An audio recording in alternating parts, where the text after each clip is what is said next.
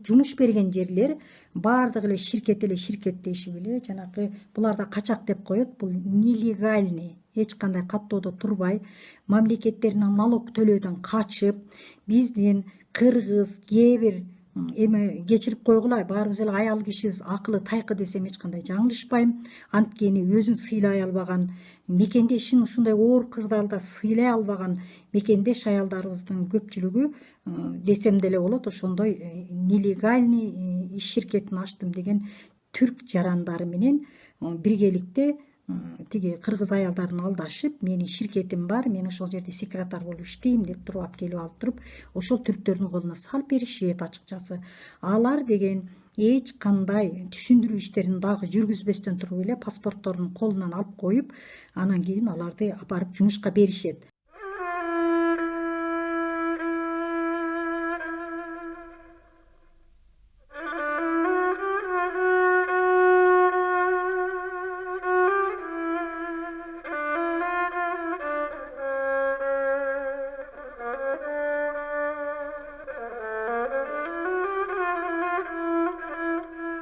Бизди алып келген тааныш аркылуу таптык.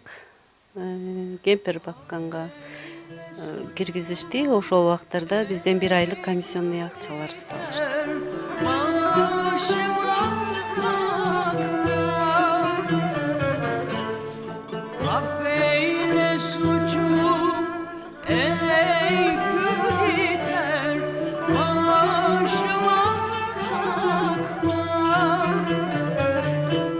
Бул кыргыздын варианттары качан бүтөт? Туркияга келип алып да ушуну кылып атабыз. Сооп үчүн кылсак болбойбу кыздар? Эжеке тайже деп туруп берсең болбойбу? Сөзсүз акча алышың керекпи?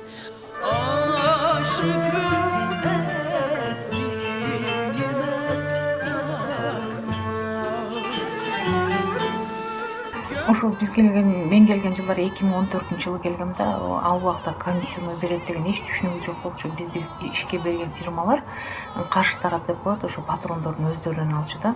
1 айлык биздин айлыгыбыздын 1 айлыгын патрондордон алчу да, бизден 1 тыйын алчу эмес.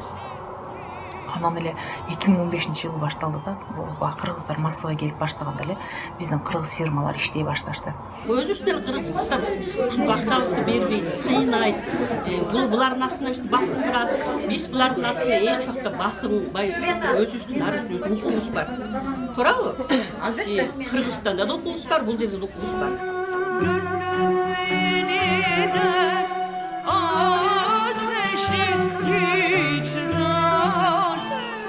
Ошол жумушка барган жерде психологический 3 айга чейин депрессияга кирип кетет. Биздин оор кырдаалга туш болуп калган аялдар болуп атат. Мисалы үчүн баардык эле деп айта албайм, арасында.